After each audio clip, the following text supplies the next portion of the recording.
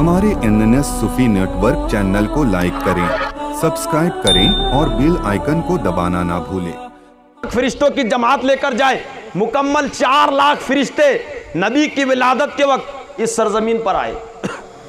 अल्लाह ने क्या हुक्म दिया कि जमीन पर जाओ। जाने के बाद फरिश्तों ने पूछा, मौला जाना तो है, कैसा जाए? जाने का भी कोई तरीका होता ना। मौला कैसा जाए? अल्लाह तबारक व ताला ने हुक्म दिया कि जिब्राइल, मेरे महबूब की विलादत का वक्त करीब है। तवज्जो चाहता हूँ, मेरे महबूब की विलादत का वक्त करीब है, अपने साथ फरिश्ते लेकर जाओ और अपने हाथों के अंदर झंडे लेकर जाओ। मसला है, 4 लाख फरिश्ते अपने साथ लेकर जाओ और झंडे लेकर जाओ। पहला झंडा मशरिक के अंदर गाड़ा जाए, दूसरा झंडा मगरिब के अंदर गाड़ा जाए। और कहां बचा मौला एक? इसको कहां गाड़ेंगे? 2 तो गाड़ देंगे, एक कहां गाड़ेंगे? रब तबारक व ताला ने कहा, कहीं नहीं बल्कि मेरे घर के ऊपर, खाना काबा के ऊपर गाड़ दिया गया। इसलिए कि नबी की विलादत हो रही है, नबी की विलादत हो रही है। अब चारों फरिश्तों के अंदर से एक फरिश्ता ऐसा है जिसको हजरत इज़राइल अलैहिस्सलाम कहते हैं।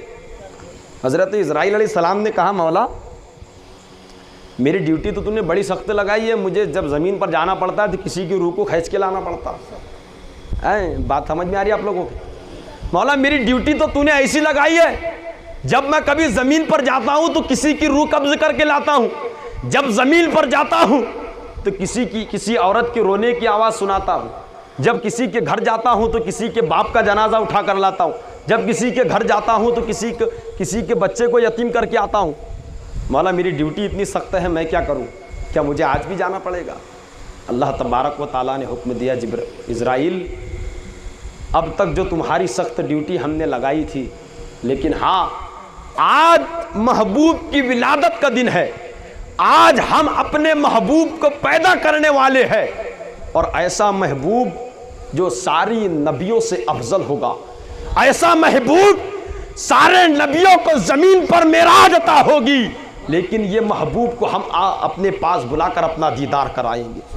ऐसा महबूब पैदा होने वाला है। अल्लाह तबारक व ताला ने इज़राइल से कहा कि इज़राइल आज तुमको किसी की रूह कब्ज़ नहीं करनी है, बल्कि ज़मीन पर जाना तो है, लेकिन मैं चाहता हूं कि महबूब की पैदाइश के घर किसी से रोने की आवाज़ ना आए, क्योंकि रूह कब्ज़ करेंगे तो घर के लोग रोएंगे और सारे जिंदा रहेंगे तो रोएगा कौन? अल्लाह ने हुक्म दिया, इज़राइल किसी की रूह को कब्ज़ नहीं करना है, बल्कि जहां भी जाना है महबूब के नाम का झंडा लहरा कर आना है, जहां भी जाना है। और फरिश्तों ने पूछा, मौला जरा ये भी तो बता दे कि पढ़ते क्या जाना है ना? तारीखी बातें अर्ज कर रहा, मौला पढ़ते क्या जाना है? अल्लाह ने हुक्म दिया, जा अहलन व सहलन मरहबा कहते चले जाओ। और इसका अहलन व सहलन मरहबा का बिल्कुल मफहूम अगर हम देखेंगे तो इससे क्या होता है पता है? सरकार की आमद। हाँ, यह अहलन व सहलन मरहबा का मतलब है, हम जो होते ना वो बहुत ज़बरदस्त नारा निकालते हैं, ऐसा नारा निकालते हैं कि कोई एतराज़ भी नहीं करता। आ रही ना बात समझ में? अहलन व सहलन मरहबा का मतलब ये होता है। और एक बात याद रखे, मैं कोई भी प्रोग्राम में जाता हूँ, कहीं भी जाता हूँ, मैं किसी का रद्द नहीं करता हूँ। मैं अल्हम्दुलिल्लाह अपने बुज़ुर्गों के, अपने मशाइकों के तौर तरीके पर कायम हूँ। हाँ, अपनी बात मैं बयान करता हूँ, जो हक़ है वो मैं बोलकर गुजर जाता हूँ। इसलिए कि सूफीज़म वाले का काम फितना फैलाना नहीं होता, बल्कि लोगों के दिलों को जोड़ना होता है ना? आगे आप लोगों की बात समझ में? एक मरतबा बुलंद आवाज़ से सुभान अल्लाह गए। अब नबी की विलादत हो गई, ये ज़मीन पर झंडे गड़ गए, फरिश्ते आकर मुबारकबाद दे दिए।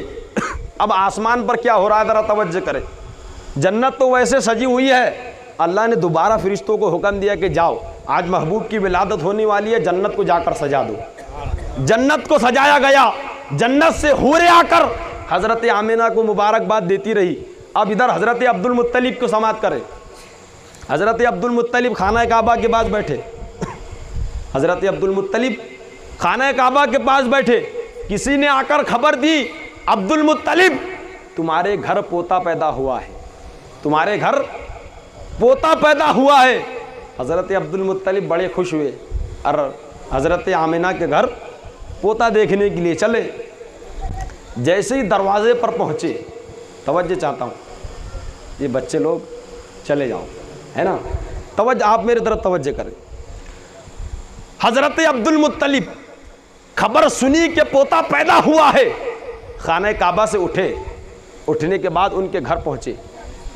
घर पहुँचने के बाद देखा कि हज़रत आमिना के दरवाजे पर एक शमशीर लेकर एक शख्स खड़ा हुआ है। बुलंद आवाज़ से सुभान अल्लाह करें। हज़रत आमिना के दरवाजे पर एक शमशीर लेकर एक शख्स खड़ा है। हज़रत अब्दुल मुत्तलिब कहते हैं कि मेरे घर पैदा हुआ है पोता, मुझे उसका दीदार तो करने दे, मुझे उसको देखने तो दे। वो शख्स कहता है अब्दुल मुत्तलिब अभी नहीं, अभी नहीं। कहा कि क्यों? कहा कि अल्लाह का हुक्म है, पहले अगर होगा जरूर तुम्हारा पोता, लेकिन सबसे पहले ये अल्लाह का रसूल है। पोता होगा तुम्हारा बाद में, लेकिन पहले ये अल्लाह का महबूब है। इसका दीदार पहले आसमान वाले करेंगे, फिर जमीन वाले करेंगे।